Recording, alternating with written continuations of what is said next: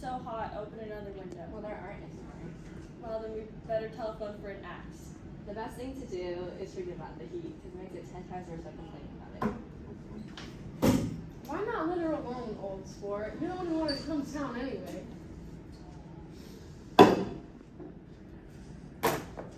I've got it. That's a great expression of yours, isn't it? What is? This whole old sport business, where'd you pick that up from? Now see here, Tom. If you're going to make personal remarks about it, I won't stay a minute. Go call up some ice for the julep. Imagine marrying somebody in this heat. Still, I was married in the middle of June. Somebody fainted. Who was it that fainted, Tom? Biloxi. Biloxi. He cut boxes, that's a fact. From Blocksville, Mississippi. How'd you know him, Tom? Biloxi? I didn't know him. He said he was a friend of yours. He was not. He came down in a private car. He said he was your class president at Yale. Class president, we didn't have one at Yale. By the way, Gatsby, I understand that you went to Oxford. Not exactly. Oh yes, I understand that you went there. Yes, I went there. You must have gone around the time Biloxi went to New Haven. I've got it. Thank you. I told you I went there. I heard you, I just want to know when. It was in 1919, but I only went for 5 months, so I can't really call myself an Oxford man. It was an opportunity the armistice gave to some of the soldiers. They said we could go to any university in England or France. Open the whiskey, Tom, and I'll make you mint julep so you won't sound so stupid to yourself. Wait a minute, I still have one question for Mr. Gatsby. Go on.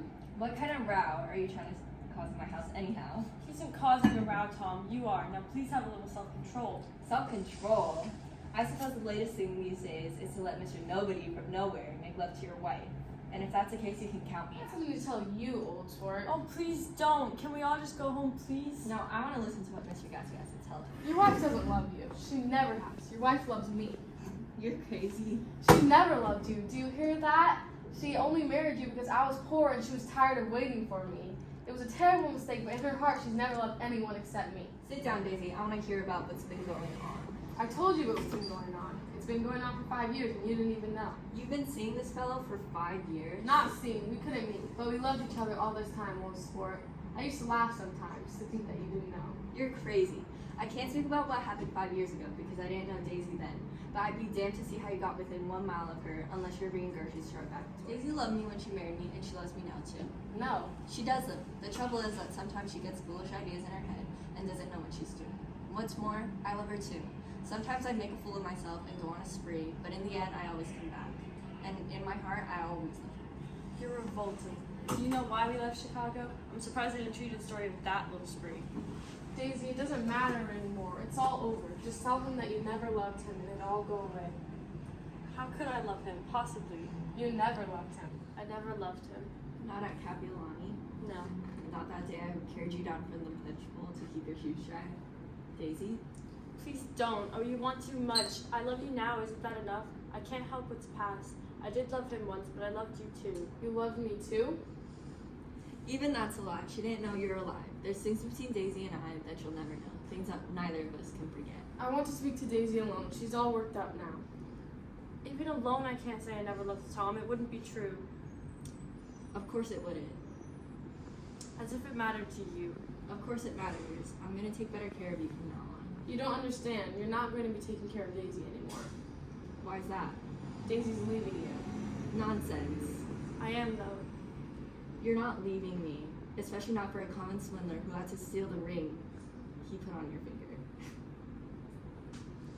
I won't stand this. Let's just get out. Daisy. Daisy. Hello, and welcome to the Razzle Dazzle Show. Today we'll be covering the director of The Great Gatsby. Welcome. Hello, Lily. Thank you so much for having me. Yeah, of course. So today we're just going to be asking a few simple questions, and the first one we have is, why did you pick the color of the outfits? What's the meaning behind them? Well, Lily, first we started out with Daisy. For her, we decided to do more lighter tones and like flowers because she was more of a pure and innocent person. And then we had Tom, who is more of a angry, harder person to cover, but we dressed him more of in black because it kind of just shows how much of a contrast he is to Daisy. And in Gatsby, we did gray because he is a mix of both, and he's kind of the person that's coming in between them to break them apart. It's an interesting way to think of it. I mean, for most shows, we don't really think about like the colors of outfits, but it really changes how you like view the character at all.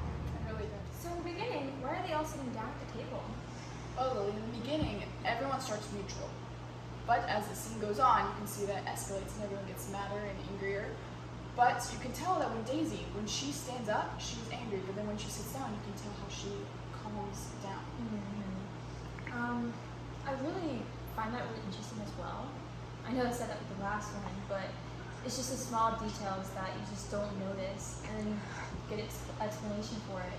It's really interesting. Out of the whole movie, what's your favorite scene? Well, my favorite scene would probably be scene 8. That's the one where Gatsby and Tom start to argue. And in this scene, you can actually tell that the actors get more comfortable with their characters.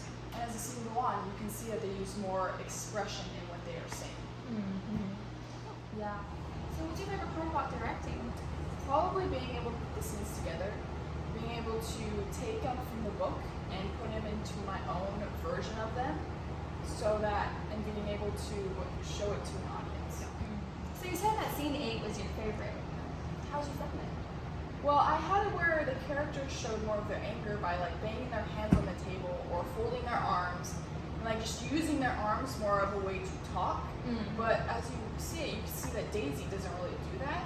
She's more of a calm, collected person, which kind of shows the fact that like ladies back then were supposed to be calm and collected and orderly, while the men are supposed to be more rowdy. yes.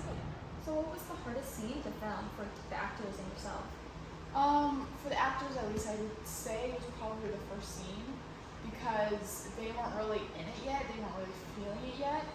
For me, the hardest scene was probably the last one because I had to kind of direct the actors on how to Be angrier and like move their hands and like the motions that they had to like portray what they were feeling.